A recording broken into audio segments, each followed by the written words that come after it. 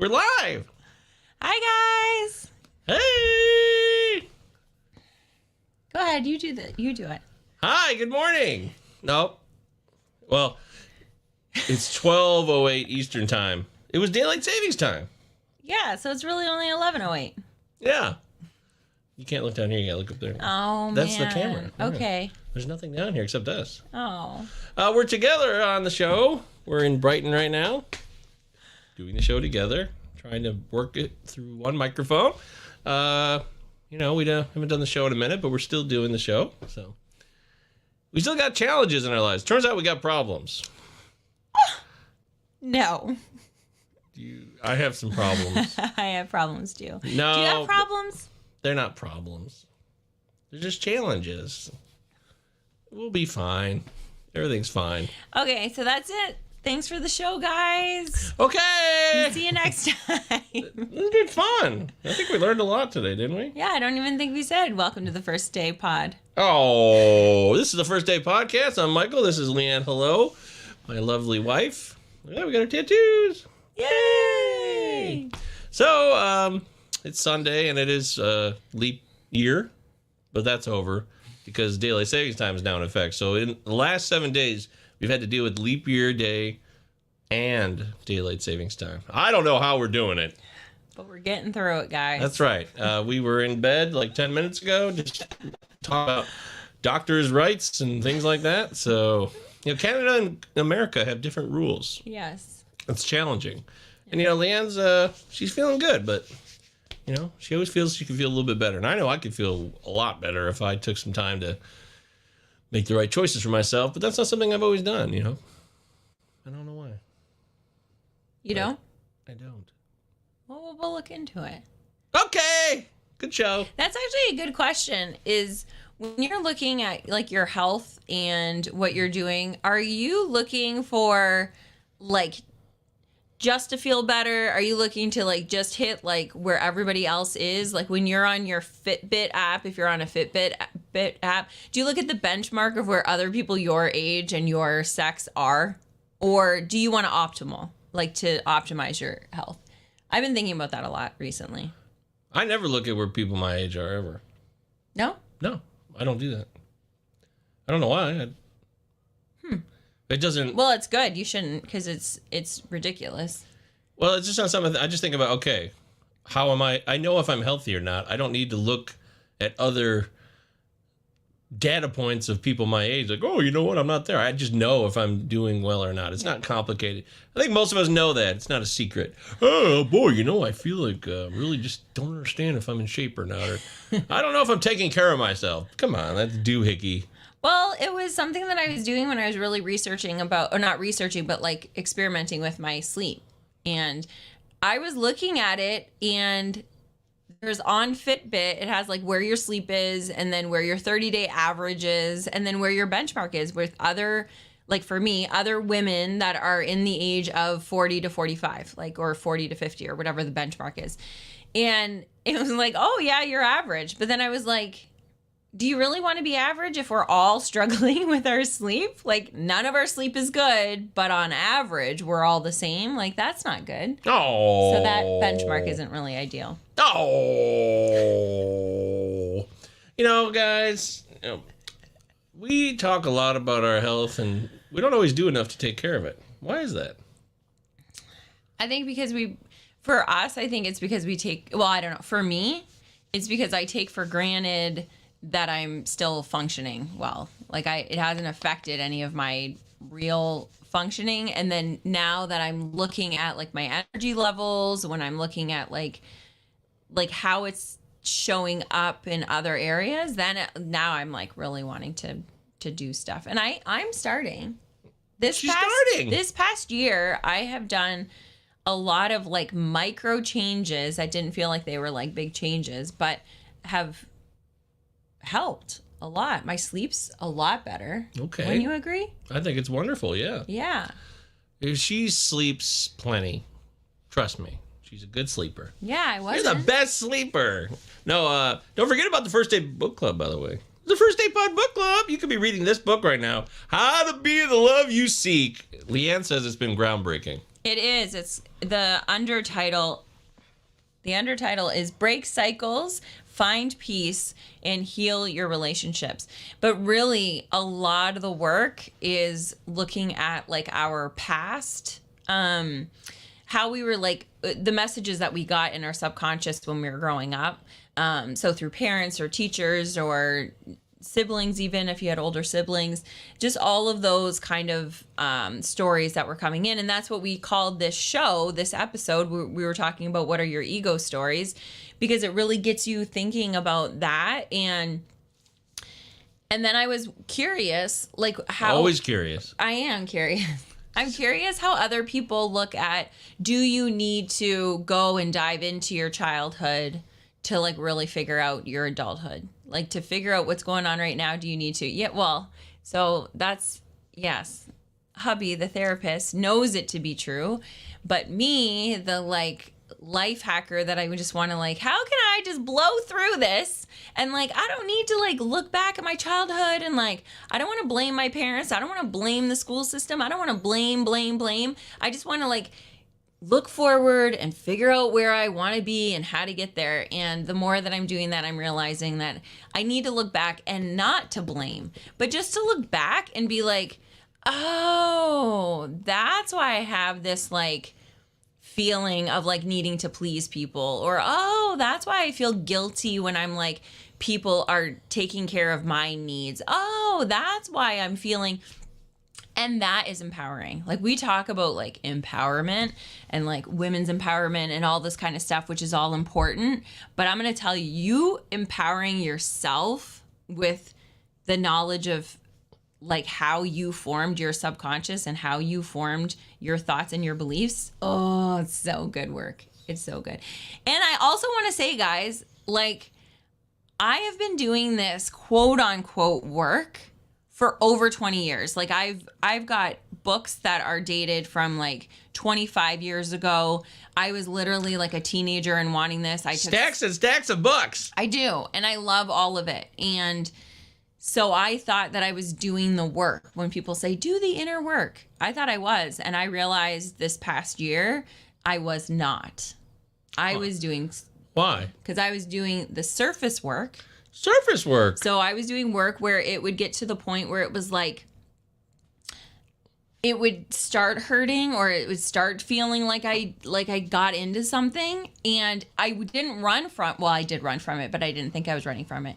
I was like, oh my gosh, yeah, I did that inner work, and then I would go on and do my life and do my whatever, and I wouldn't go any deeper. And so like, I feel like I was about here in my work. Like I was just tapping the surface and then reading more books and getting more tactics and trying to like life hack my way through life.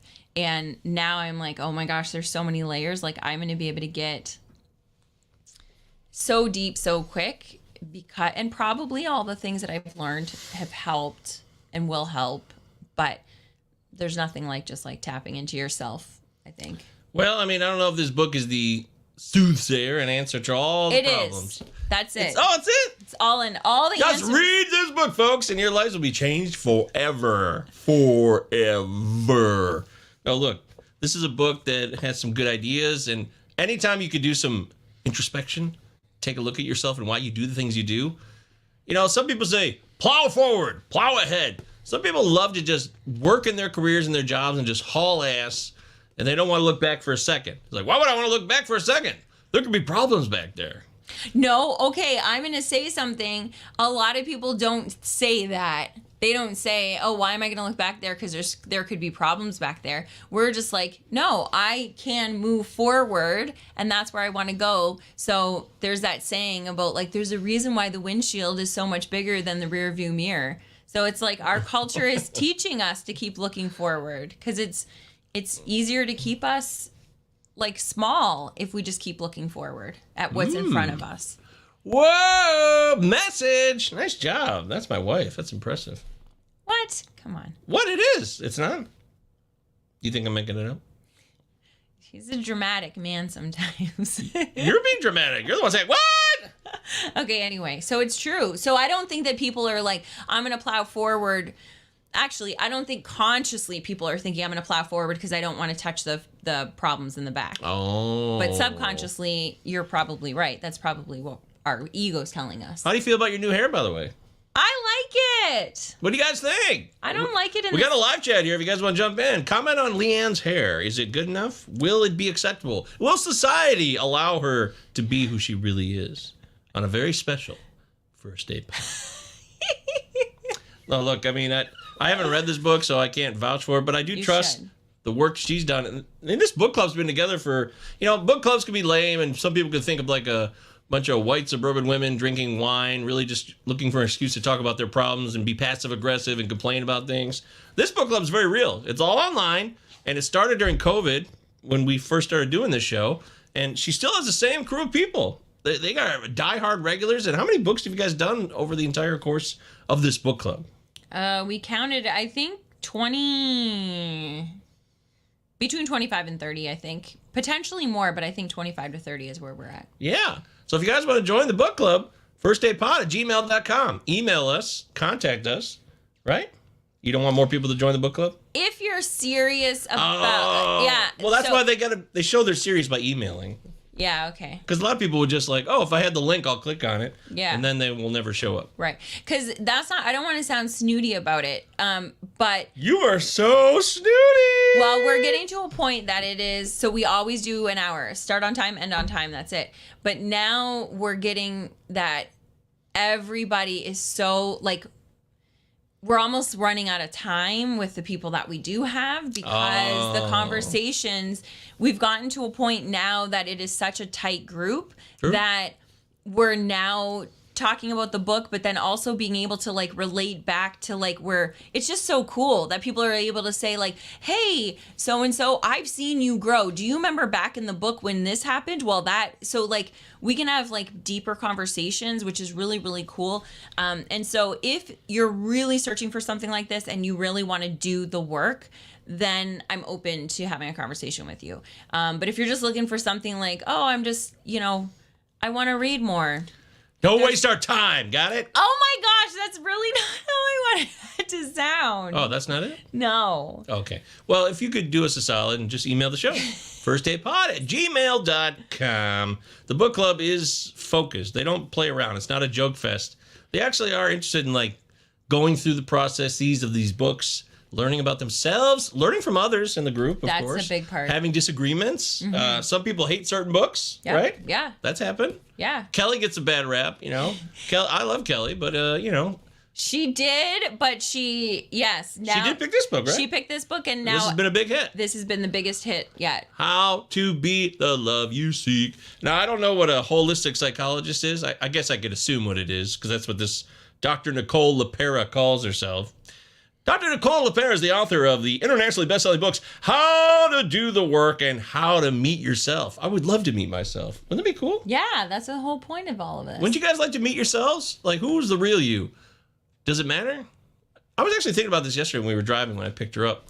We still don't live together. I am a permanent resident in Canada, as some of you know from my Twitter following. Thanks for the support. You guys have always been the best. But... we still don't have the letter. Well, no, it's not that. It's just... we still don't know what we're going to do about living situation.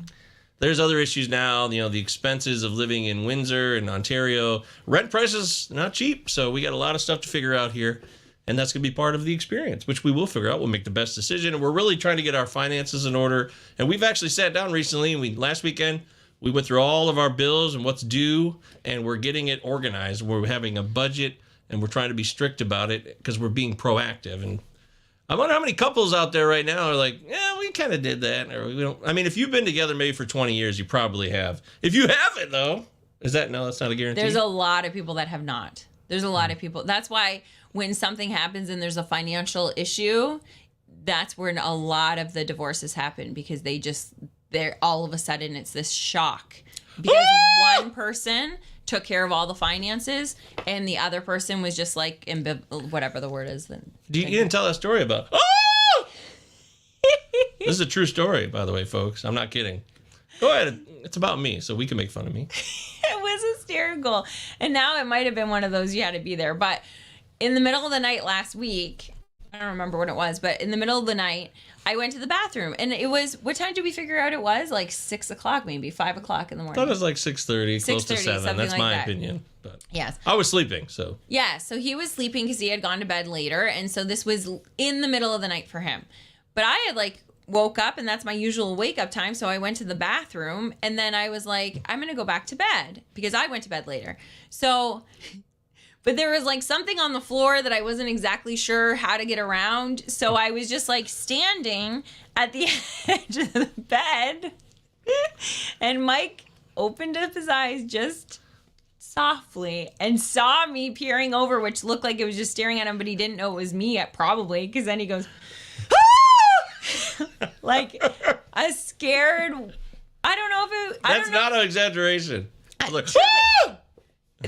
It was so like, it sounded, I don't know if it sounded like scared woman or a scared little girl or what, like, but it was the funniest voice. That's so funny. And so now that's like our big thing, like, which is really nice actually, to have something that you can just be like serious and having a conversation, and then all of a sudden you just break the mood by going, ah! Yeah, that really happened. You know, I was And having then I couldn't stop laughing. It was hilarious.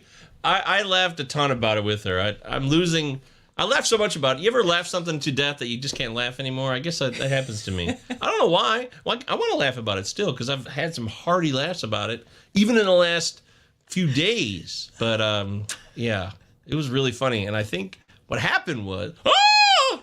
I was also laying flat on my back too, so my eyes open, and she was right in front of me above the bed there. So imagine that scene, and it was really funny. But I was having an intense dream, like a very, I don't know, like what do they call it? A vivid. It was a very active, vivid dream, whatever it was. So maybe that's what happened, and I was startled. But that she was also like towering over me. You know, our bed's kind of lower to the ground, and there she was at the edge of the bed, like looking over me. I don't know. But I wasn't looking over him. That was what was Well, you were funny. looking at me. I was looking to see, like, just to make sure I didn't trip over anything. Yeah, there's a lot of crap. We cleaned that up, though, so it's much. We have a nice bookshelf. We're clearing out our storage unit. We've had a storage unit since we've lived apart now over the last several months. Yeah. And we're like, well, let's just end that. We don't need that anymore. And Right. we found ways to work it into the bedroom, yada, yada, yada. So anyways, downsizing on the storage unit, getting out of that monthly bill, which is like $100 plus. Yeah. So that was smart. Yeah. And we feel good about it. Yay! Decision making. But let me finish reading this part. That's what I was doing originally. Wait, no, you were talking about something that. Did you finish that? No, I got caught up when she says how to meet yourself. Yeah, how to meet yourself, and then you said I was thinking about this when we were in the car. When we were in the car, you were thinking about something, and then you were like, "Oh my gosh, you never told them the story about." Oh, and then we got into that, but you didn't talk about what you were thinking about in the car, did you? Oh yeah, damn it! I lost it. Yes, my memory is so good, guys. It never used to be. But... I truly lost it. Yes, I did. I was saying here because it says one of this woman's books is How to Meet Yourself, and is the creator of self-healers movement. And I was thinking about introspection is important, and there was something there, but I've totally lost the thread, which is really rare. You got me. Yes. We're trying to remind Leanne that she has a good memory. Yeah. She's been saying too long that she has a bad memory, but she really doesn't. When she's working on this book and she's doing some recall from her childhood and her adolescent days. She was recalling things vividly and clearly and fully. And this is a woman who has continued to crap on her own memory. So if you think you have a bad memory, like really have some examples as to why you think that is. Because maybe you're starting to tell yourself a story. Ego story, yeah. Oh, ego story, right. That's one of... Anyway, she went to Cornell, the new school, which is where my friend Luke went, so that's popular. And that's a big deal. So those are all reputable. I'm sure nobody would doubt her credentials. But in the end, yes, introspection is what matters. You have to... Oh, that's what it was. I was talking about... I was thinking about when I was seeing a client this week about... Has this client ever asked themselves who they are? Mm-hmm. And then I asked myself... Who am I? But then I'm like, does it matter who I am? Like, I started a question in the drive yesterday. That's what it was about. How important is it to know who you are? Extremely. Why? Because, well, okay. Again, it's not extremely important if you just want to go day to day and just live out the grind and then do the thing where then you retire and then you golf and then you die. Like if that's what you want, then that's okay. Then you don't have to. Oh no, we're blurry now. What happened to us? No, go touch this. Hey, there we are. There. Hey, we're back. Sorry about that.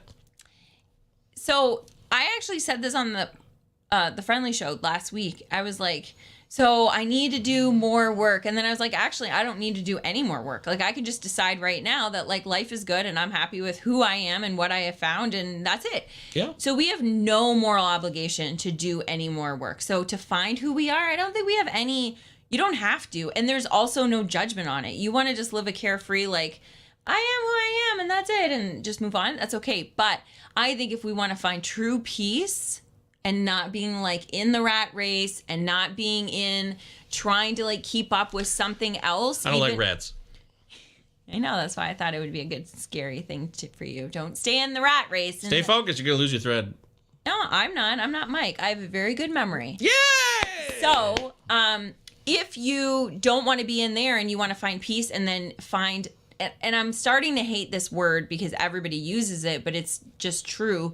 If you want to be in alignment with who you actually are, then you got to figure out who that is. Because we've been through all this that I'm realizing is that we've been playing roles that we took on as kids that we thought we kept them for so long that we thought that's who we are. So a perfect example is I used to think that I was a night owl, because that's what I would do. So I trained myself to be a night owl through school.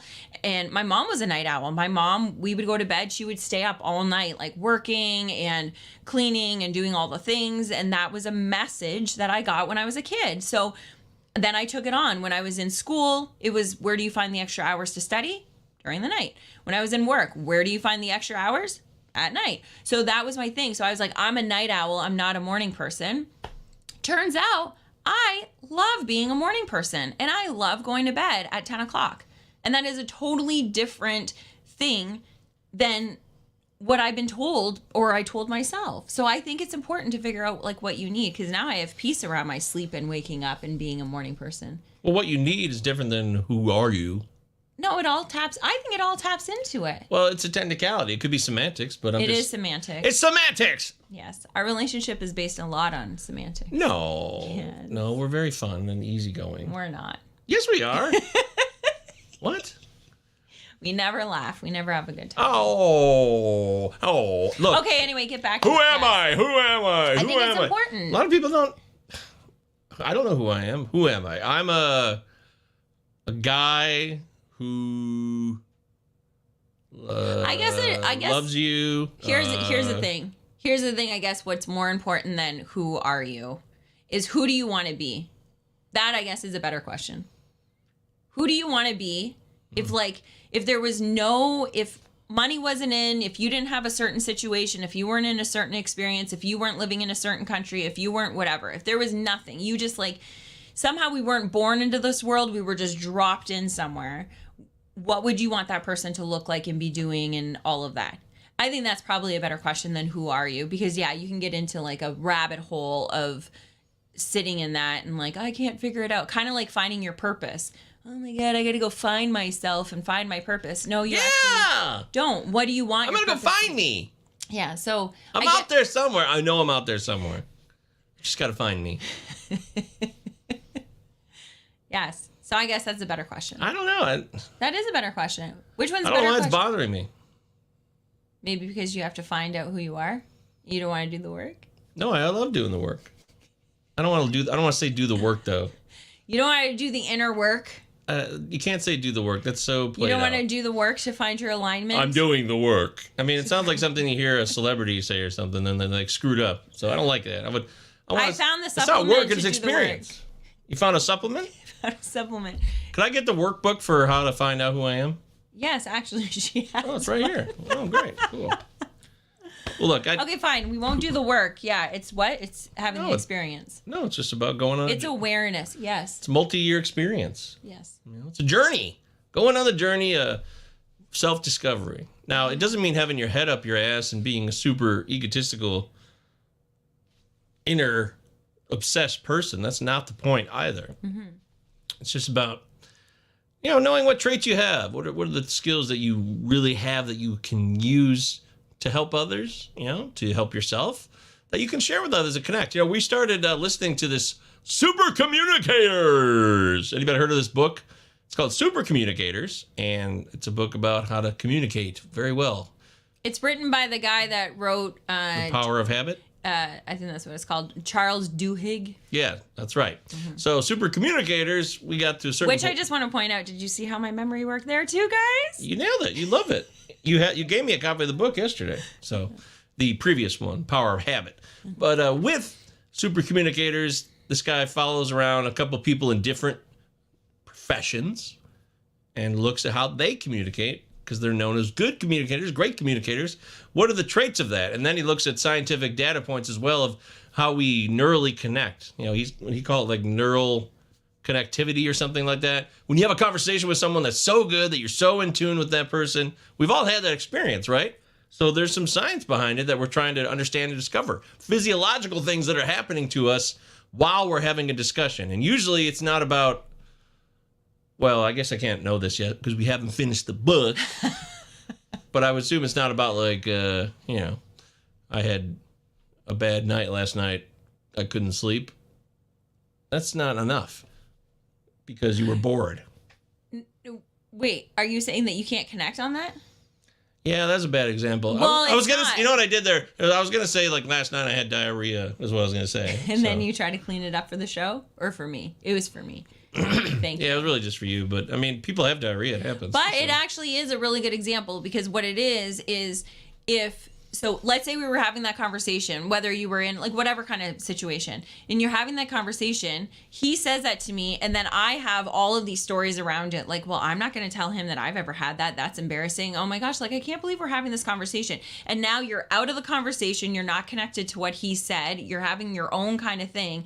And instead, if you can stay in that conversation and then be like, oh my gosh, man, yeah, I've had that before, or giving something that you can be like, you know what, I have the extreme opposite. I'm always constipated. I would give anything to have that. If you could do like that, and that is being, and we talk about that all the time, that's being vulnerable, I guess, but really it's just saying the things that are on your mind. Because immediately he says that, it triggers something for you that you're like, I have it or I don't. And then we get these stories of what would society say if I continued this conversation with him. Just be in it. And that's well, we haven't finished the whole book, so we don't know. It doesn't matter. That's what I believe to be true. Do you not agree? Okay. No, I mean, you're making sense. I genuinely, that's what the book's going to be about. A good example is when we went to Cleveland last month, and I got to talk baseball with a lot of people. I really enjoyed a lot of those connections. We're going back and forth. We're talking about this guy, this player, and it's a lot of fun. And I'm like, I really enjoyed that. It kind of just spoke to me. And I realized how much I really enjoyed having these conversations. And I'm not doing as much of that, And well, obviously we had the pandemic and people stayed indoors, and now we're coming back out from society. That's still impacting us, whether you want to talk about it or not. It's still something that's very much a problem for some people. Some kids are forever altered by that if they were in certain grades, second grades, first grade, kindergarten, third grade even. I mean, several grades that could have been impacted by that experience. Mm-hmm. So for me, I think that's kind of an excuse though, because I think some people may look at the COVID period where everyone had to stay isolated and use that as an excuse, which would be valid for many people. But I think for me, it's not I was already acting a certain way before it happened, I was in heavy drug use. I was using opioids all the time, and I was isolating. So before I mastered, I think I said something about that. Do you remember that? When the pandemic started, I'm like, this is my wheelhouse. Yes, yes, you did. I'm built for this. Yes. You remember that? Yeah. Yeah. And but at that time, it was like, because everybody was freaking out about not being able to see people. Like, it was like, oh my gosh, all this is being taken away, and I miss people, and I miss social, and you're like, I'm good with this. This is, Yeah, because I had isolated myself so much by 2016. By 2017, when I finally got off of those things, I was completely persona non grata. Nobody wanted to be around me anyways, really. And I was already isolating myself to the max. So I just kept that routine up when I moved to Maryland for a couple of years from Michigan. to get away from the scene. And I just spent more time alone there for the most part. And when I came back to Michigan in 2019, I was looking forward to seeing people again, seeing my friends and re-engaging, but it didn't last too long. I kind of continued some of the habits I had learned, and that's a learned behavior. And that's the point here, is that, you have to look at what led to how you do the things you do. There's always a point where you made a decision or you just got in a habit. It's two ways, right? You started to say, hey, I'd like to spend more time alone and do A, B, or C. Okay. But then you could also just start to get a bad habit like I did. Isolating, getting high, eating food. And that all came together. And now the problem is I stopped taking the opioids, but I still did the food routine. And I hadn't unlearned that habit. And it's been, to this day, a problem that I continue to struggle with because I don't know. It's a good question. Why do I struggle with that? Food, we've always said, is one of those harder things because you need to have it. Like, that's one of the things. You need to have it. It's also more socially acceptable. We have a lot more that's like, okay, well, we're going to do good now until, we don't have that excuse because we just, like, it's Saturday night and we just want to have, like, crap for food. For that, I'm bad with that. So, well, you don't weigh 284 pounds. I do. You've eaten some trash over the years, but you still look great. You're not a disaster at all. Yeah. You're very. But I'm doing, like. You're just not on my level. Yeah, but I have been. I've destroyed myself more than you have. You win. Yeah. But I think that, too, is one of the things that, like, I grew up with a mom that was always, and I think this is a story from a lot of girls. I know I talked to a lot of my friends that our moms took care of us more than they took care of themselves. And so they didn't get the sleep, and then they didn't do this, and then they created these, like, bad habits to gain all this weight. And no, you tell your story. Not me. So. And so then it was like mom was there all the time, and she was like a great mom, but she didn't take care of herself. And so, she did to an extent, but for the most part, she would admit if she could change anything in her life, it would be that she would have got her sleep. Like, that would have been the number one thing. But she didn't, because she wanted to have a really good life for her kids. And so she did all of this extreme in the middle of the night. So it wasn't like she couldn't sleep. She literally was, like, up doing things until 3 o'clock in the morning, and then would get like an hour and a half and then back up, and so I saw her struggle then with her weight all the time.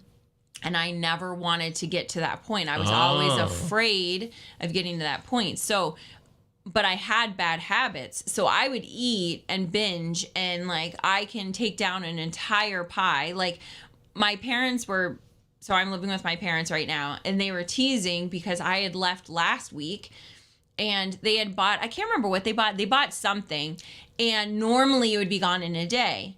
And they're like, well, Leanne's leaving for the week, so I guess we're going to be able to keep this for the whole week. And when I came home, there was still, I think it was maybe the dates or something. There was still some left, but there won't be things left if I'm there because I eat everything. So the only reason why I look the way that I do is I should be 300 pounds for the habits that I have, but then I'm so scared of it that I get to a point and then I like start working out, watching my food, drinking my water, doing all the things. You do. And that's the only thing that stops it, is that I'm afraid, and I'm 25 pounds overweight, so I don't completely stop it. I just don't let it get to a certain point. Yeah, where it's the opposite for you, because you grew up with a mom that was doing all of the health things for herself. So then you were also part of that. So then you didn't have that. And it could have been an opposite thing with you, that like, as soon as you get out and you're not in your mother's house, now all of a sudden you can eat whatever you want. Yeah. Well, also I would stay at my dad's every other weekend, and it was sugar foods and, a typical American diet, I suppose.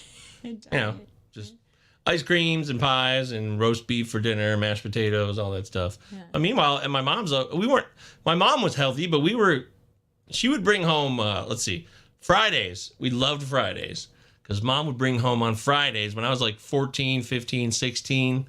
Friday nights, yeah, bag of Taco Bell. Woo!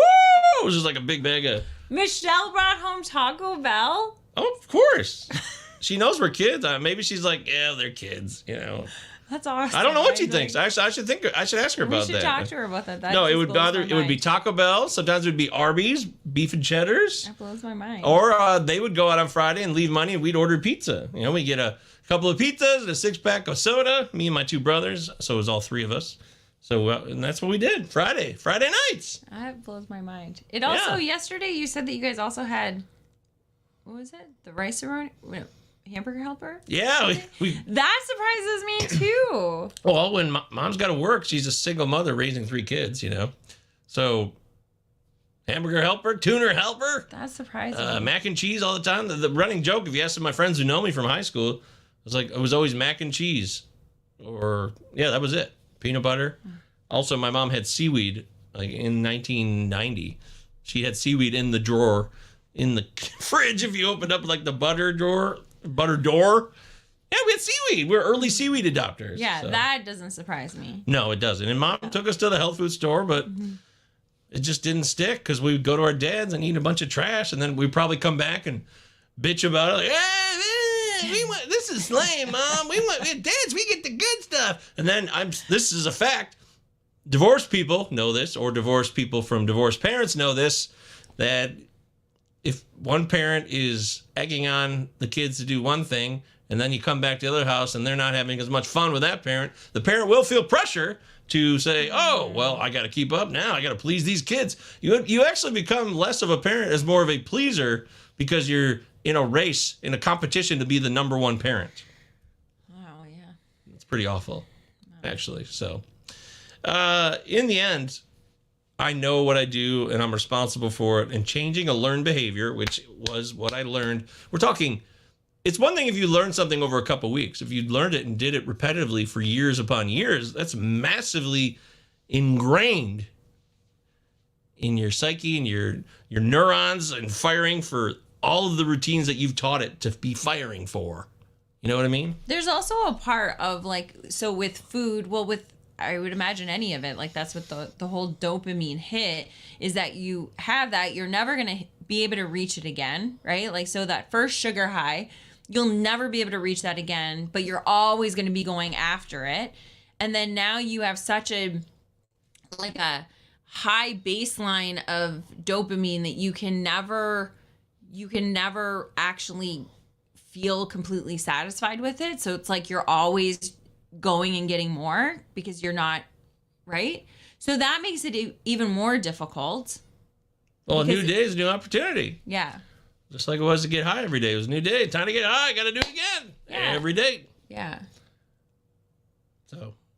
And I think a big part of it, so for me, I've always wanted to work out. That was always my thing. I was always I'm on a new workout thing. And I have every machine. I had the elliptical and the treadmill and the rower and all the things, right? Because it was this is my new thing I'm going to do.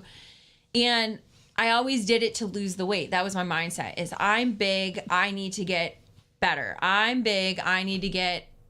And I'm looking back at pictures and I'm like, oh my gosh, this is one of my biggest weights. I was 10 pounds heavier than this, but what the hell is 10 pounds? That's nothing. I'm looking at pictures and I'm like, that's not at all. I remember that Christmas, or I remember that party, or I remember that whatever. And I remember how I felt, and I'm half the size of what I thought I was. Always. That's how I lived my life. So I was always I'm going to work out to lose the weight, to be better, to be worthy. That was always what it was. It was this stupid thing. So I never kept it up. Last year was the first time that I was you know what? I'm going to go out and I'm going to do the walks because it's going to help with my mental health. It's going to be out there getting fresh air and all that. And all I want is more peace and more energy. Those are the 2 things that I want. So then I started making those choices, and I just talked to my girlfriend, Monique. Hi, if you're watching. I was talking to her 2 days ago or 3 days ago, and I was like... Mike's over here. You're over there. I know, because I'm looking at this dot. There's a dot, and... Look at this thing.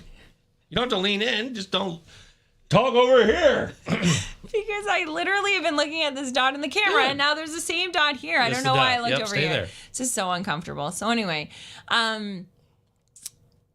what was I? Oh, Monique. So then I was telling her about the energy thing, and then it hit me. I was like, why don't I just look at the food instead of looking at the food to be, because the food to be healthy is obviously not working for me because I feel like I'm healthy enough, right? Like I'm like, oh, well, I don't really need to. So if I have like ravioli, which is delicious, if I have ravioli, it's okay. And I can keep saying it's okay. But now if I look at it, I got to do the same thing that I did with the working out, that I want to eat food for my energy and my peace. And I know that for me, when I'm eating sugar, yeah, it might feel good and it might taste good, but I don't feel good after.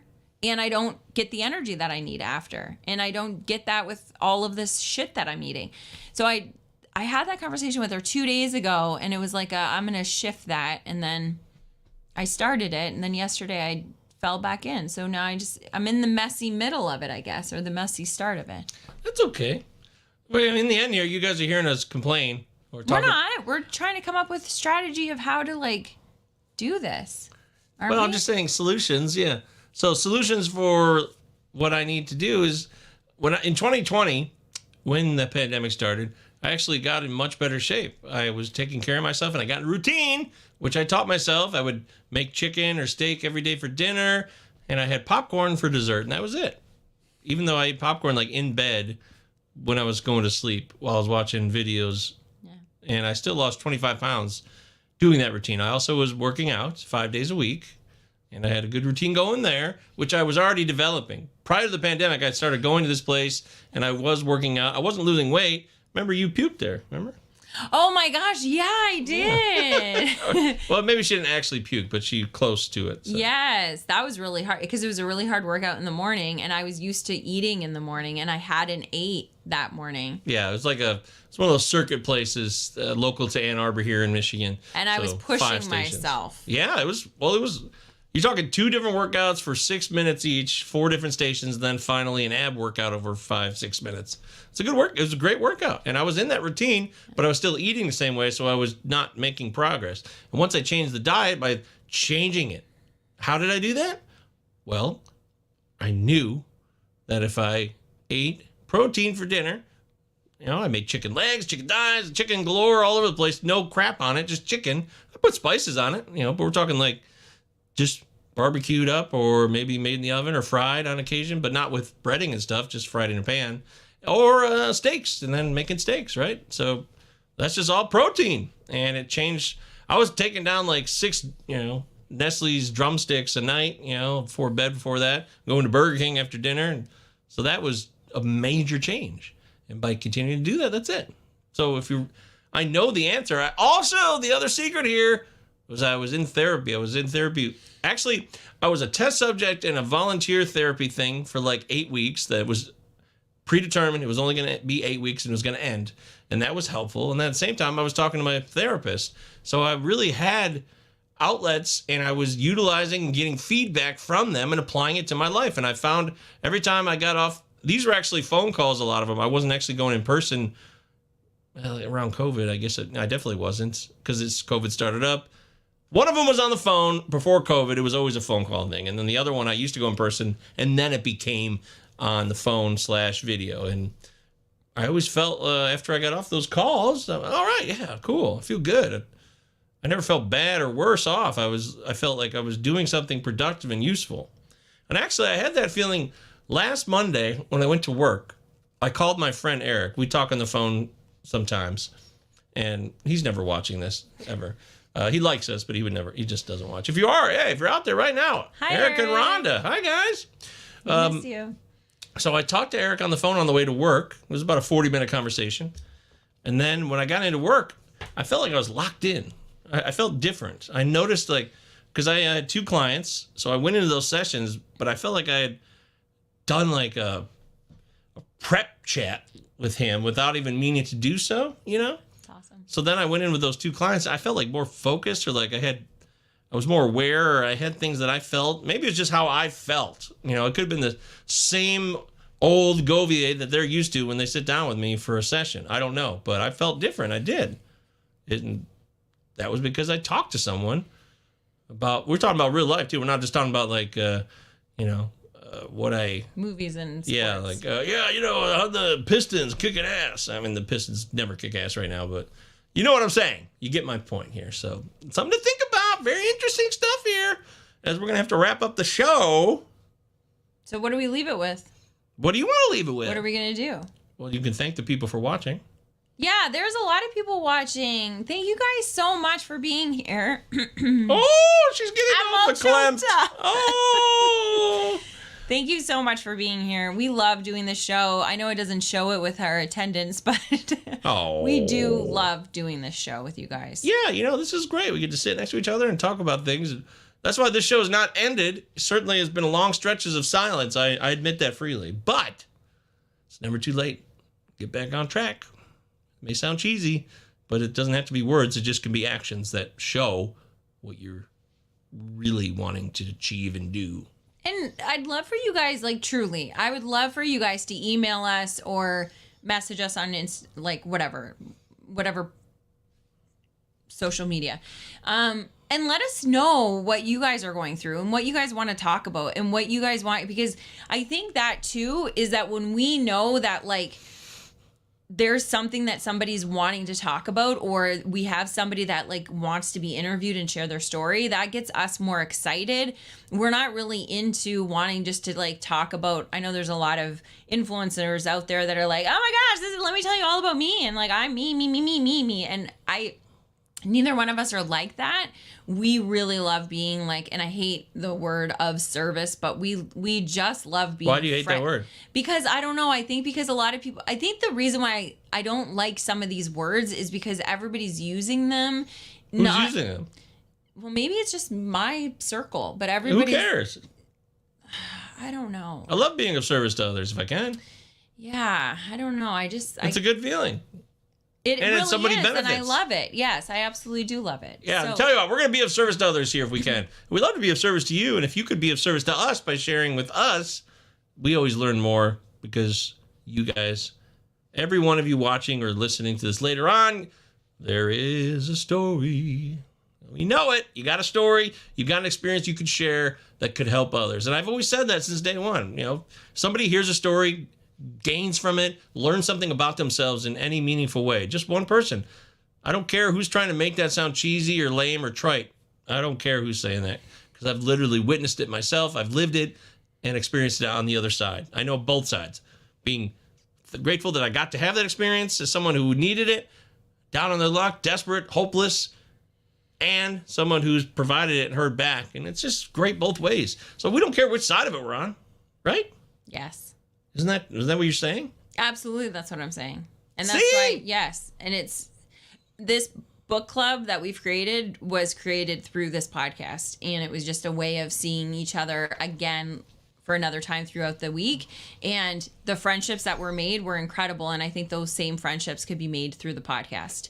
And that's what I really want. So I love you guys. We hope to hear from you guys before the next show. When's the next show? We don't know. Yeah, but you got other things going on. Make sure you check out the Friendly Show. Yes, please do that. And every Wednesday at 8 p.m. on Eastern Time on Facebook, YouTube, Twitter. No, I don't think we're on Twitter. Anyway, you can find it on the stream. Is it stream?